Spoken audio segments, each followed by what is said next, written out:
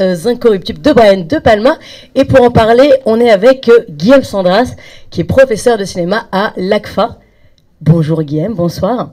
Alors j'imagine que Brian De Palma, c'est quand même partie des grands noms qu'on fait étudier en cinéma. Oui, bon, je pense que c'est un des incontournables, surtout que donc, ça fait partie de ces réalisateurs qui ont une influence plus que capitale sur le cinéma actuel, en tout cas sur les retombées du cinéma actuel. C'est-à-dire que c'est des réalisateurs de la génération donc de George Lucas, de Steven Spielberg, de Martin Scorsese. Ils se connaissent tous, hein, ils sont tous amis, ils ont tous grandi ensemble, ils sont tous épaulés quand ils n'avaient pas du tout de fric, et puis entre eux, ils sont tous produits ou autoproduits par la suite. Donc du coup, c'est des réalisateurs qui ont eu tellement d'impact sur le cinéma populaire. L'un des grands exemples, c'est Ce Soir, un film ultra populaire par excellence, parce que c'est un film à la fois très commercial, adapté d'une série télé des années 60, mais en même temps qui va avoir un impact fou, parce qu'on va redynamiser le film donc, de gangster tel qu'on le connaissait, et tel que De Palma à la base n'a pas envie de faire, justement parce que il prend quelque chose d'assez poussiéreux pour lui, parce que c'est pas du tout son style, et il va en faire un truc qui va devenir un classique instantané. Et surtout qu'en termes d'effets spéciaux, c'est assez fou. Notamment ce landau téléguidé. Non, je dis n'importe quoi. Oui, donc en fait, dans Les Incorruptibles, je pense que la scène la plus célèbre, en tout cas, je ne sais pas si vous l'avez déjà vu ou si vous allez le redécouvrir sur grand écran, donc je ne vais pas trop en parler à l'intérieur, hein, de ce qui se passe dans le film pour pas vous gâcher un peu le plaisir. Il y a quand même une scène extrêmement célèbre, vous devez au moins connaître ces quelques images. C'est une grande fusillade, c'est un des clous.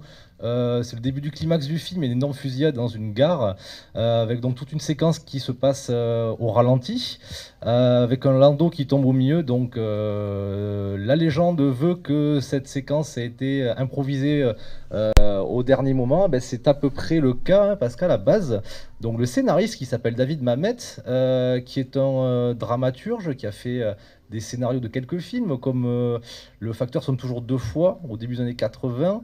Va écrire un scénario donc assez riche, hein, sur donc la dépression. On est dans les années 30, c'est Al Capone qui gouverne. Il est montré comme étant le maire de Chicago.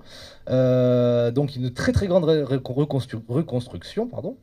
Et le clou de cette scène de fusillade dans une gare, c'était deux trains d'époque. Donc on voit à quel point il y avait du budget. Deux trains d'époque, ils devaient se rentrer dedans. Donc bien sûr la production qui a dû banquer sous les ordres de Palma, parce que De Palma s'est dit, si je fais Les Incorruptibles, je veux qu'il y ait Robert De Niro qui faut le claponne, même si s'il ne tourne que pendant 15 minutes dans le film.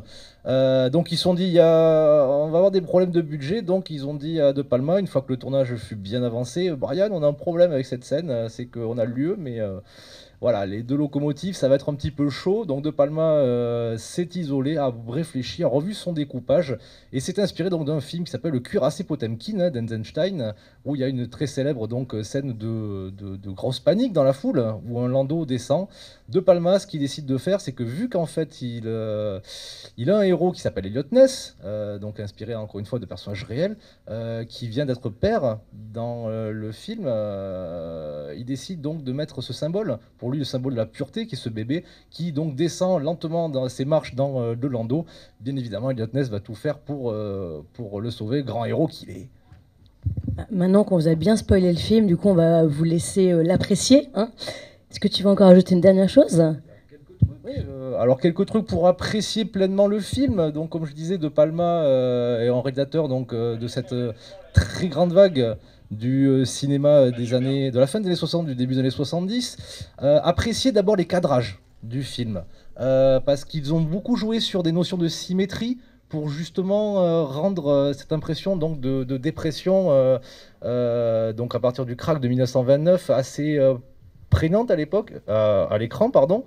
Vous allez avoir beaucoup de voitures, par exemple, dans les rues qui vont être symétriques. Vous allez avoir beaucoup de plans qui se répètent, mais qui vont être brisés pour justement montrer, hein, cet aspect un petit peu dévié de la réalité. Appréciez aussi comment Robert De Niro est filmé avec sa cour de sujets. Il est censé être le maire de Chicago, mais Robert De Niro est filmé exactement comme un nazi. C'est les termes de Palma qui dit que pour lui, l'univers de la prohibition et de ces grands gangsters des années 30, c'est exactement comme l'Allemagne des années 30, extrêmement opulente, qui donne extrêmement envie de participer au début de leur régime, mais qui bien sûr totalement pourrie et décadente. Donc appréciez aussi la candeur de Kevin Costner, tout simplement parce que ce n'est pas du tout le héros à la De Palma. Kevin Costner, il est totalement lisse. C'est un héros à la John Ford. De Palma s'amuse justement à faire un film qui ne lui ressemble pas. Le héros est bon, il va affronter des grands méchants. Vous avez une grande scène d'action avec des chevaux à moitié improvisés aussi sur le tournage, mais c'est pas pour rien qu'ils ont choisi les chevaux. Il y a un grand côté donc western classique. Pensez que De Palma lui préfère les anti-héros, les gens torturés, voire complètement écrasés par une espèce de pulsion ou une espèce de problème qui va se retrouver mis au goût en avant pendant le film et que le héros va devoir résoudre. Non, là on a un héros tout à fait lisse. Et puis aussi, pour l'apprécier, pensez à ce niveau de lecture. Vous avez tout simplement 3 familles qui s'affrontent dans ce film. Vous avez la famille donc des fameux incorruptibles, les 4 qui vont former la bande d'Eliot Ness. Vous avez Eliot Ness qui a une famille qui est en train de se créer, donc son but c'est bien sûr de la protéger dans une Amérique qu'il aimerait être pure. Et bien sûr la famille d'Al Capone qui est absolument pourrie et grandiose à souhait du coup. Voilà. Merci beaucoup pour toutes ces clés qui permettent de mieux percevoir, de mieux apprécier ce film. Merci beaucoup Guillaume. Bonne projection à tous.